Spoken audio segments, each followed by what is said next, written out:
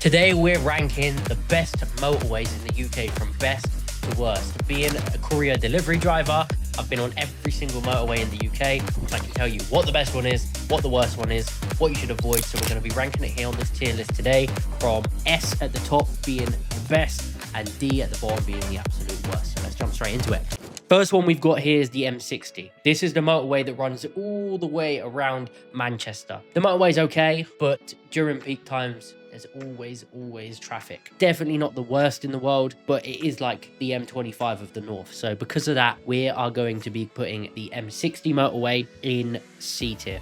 I don't mind driving on it. There's never normally roadworks. Definitely not the best motorway in the world. Next, we've got the A1M. This is half dual carriageway, half motorway, but this runs essentially from London all the way up to Edinburgh. And I really like this motorway. It's only normally ever 2 or 3 lanes maximum, normally 2 lanes for the whole way. This motorway is just like, it's really nice to drive. There's beautiful views. There's never normally traffic. It's normally fairly clear. The service stations I absolutely love, because on the service stations on the A1M, you don't have to come off the motorway. They're just like little petrol stations that are planted along. You come in, fill up, jump straight back on the motorway, which is one thing I really love about the A1M. A1M kind of connects Scotland pretty much to London and everything in between, you know, Leeds, York, Newcastle, Nottingham, Doncaster, all the way down to Cambridge area. So I really like the A1M, really nice to drive, really nice to do deliveries on. Because of that, we're going to be putting the A1M in A tier.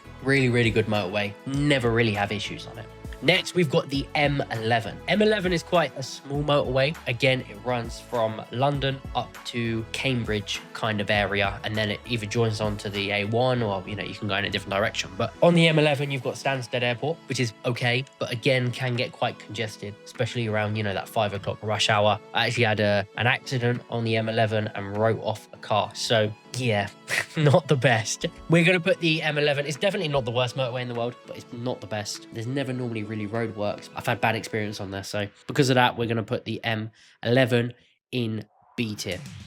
It's going in B tier. It's better than the M60, but not quite as good as the A1M. Next, we've got the M40. So the M40, for those of you that don't know, runs from London pretty much to Birmingham just before you join the M42. On there, you've got, you know, High Wycombe, Oxford, Beaconsfield, areas like Coventry, and pretty much everything in between, Banbury as well. I like the M40. There is a lot of courier work on the M40, which is great. It's a great connection route, and the best thing about the M40 is no speed cameras. You know, you get 3-4 o'clock in the morning, you get some people going crazy down there, which, you know, I like to hear the sound of a nice engine sometimes. So M40 is a great motorway, one of the best. We are going to rank the M40 motorway in A tier. Not a bad motorway at all, and I always enjoy driving on the M40, especially when it's usually 4 lanes wide as well, which is really nice. Now we've got the M5. The M5 motorway pretty much runs from Bristol down to Devon. During summer, do not enjoy driving on this motorway at all. It is usually a lot of caravans, quite slow, you know, a lot of traffic, especially sort of around the Bristol kind of Weston-super-Mare area. Not the best, but during winter it's usually fairly clear. I do like it. Very nice views on the M5. Usually not many roadworks as well. So we're going to put the M5 in B tier. I'm going to put it in B tier for now. So now we've got the M62. The M62 runs from Liverpool through Manchester, through Leeds, and all the way over to Kingston upon Hull. And the M62 has probably some of the most beautiful views a motorway has in the UK. You've got the little house as well. For those of you that have driven this road regularly, there's a little house right in the middle of the motorway between the 2 lanes. It is also the motorway with the highest altitude in the UK. It's got the highest point in terms of above sea level in the UK on a motorway. I do like the M62, but again, it's running through some major cities. There's always a bit of traffic there, but we're going to put M62 in S tier.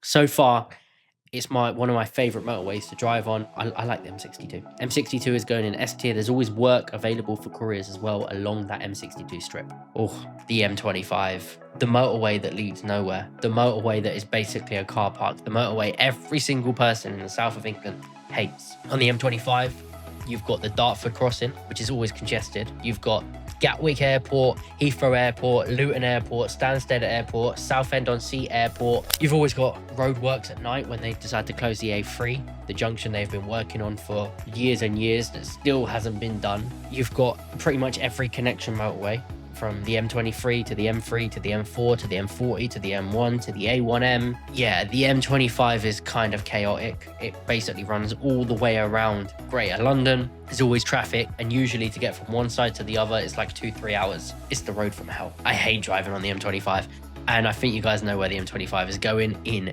D tier. We absolutely despise the M25. Worst motorway in the UK. Hate driving on it. Next up, we've got the M4. M4, now that they have completed the smart motorway, is a lot better. Before, there was always traffic from kind of Reading area all the way to London. You know, Slough, Maidenhead, everywhere in between. It was always manic. But now they've completed it, it's quite nice to drive on, especially once you get past kind of Newbury, Swindon area. That stretch of the M4 is super nice to drive on. It takes you all the way into South Wales. And again, there's a lot of work for couriers on that stretch of motorway. So the M4 is going to be going in, we're going to put it in A tier. I like driving on the M4. It's not a bad motorway at all. Not a bad motorway at all. Nothing really too crazy about it. You know, nothing really bad about the M4 either. Now we've got the M6. The M6, I've had some bad experiences on the M6. The M6 is really nice to drive at nighttime, but during the day it's just always busy. So the M6, for those of you who don't know, runs from pretty much, you know, around Birmingham area, all the way up to past Carlisle, you know, through Manchester, past Carlisle, and all the way up to the border of Scotland. That stretch of the M6 from Scotland down to Manchester, beautiful to drive on. But the part from Manchester down to Birmingham, not so beautiful. So yeah, just thinking about, I was going to put the M6 in probably B tier or C tier. But then when I think about it, that stretch from Manchester all the way up to the border with Scotland is like S tier. So I think the M6 is going to go in A tier. And the only reason for that is because drive between Manchester up to Scotland is probably the most beautiful stretch of motorway, the most beautiful drive in the whole of the UK. So that kind of saves it. So M6 is going in A tier. And last but not least, we've got the M1, which runs all the way from London up to Leeds. For couriers, this is probably the best motorway. I'll be honest, this has the most job availability. On this, you've obviously got London, you've got Luton, Northampton, Milton Keynes, Nottingham, Leicester, Sheffield, Leeds. There is so much work on the M1, but it is, you know, there's a lot of roadworks there, and it's not the best to drive on. But in terms of work available, it definitely redeems itself here. So because of that, we're going to put the M1, I mean, it's got to go in A tier. It's got to go in A tier. You know, just for the work opportunities that are available here on the M1. Again, the only thing that lets it down is the volume of traffic and the roadworks that are always going on the M1.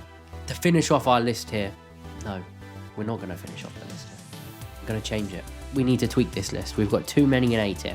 S tier, we've got the M62. And I think I'm going to keep that one where it is. But just because of the work available, we're going to move the M1 up. The M1 is going in S tier as well. Because if you live on the M1, you're never going to not have work available as a courier. There's always work available on the M1. Always work available. So the M1 has to go in S tier. In A tier, we've got the A1M.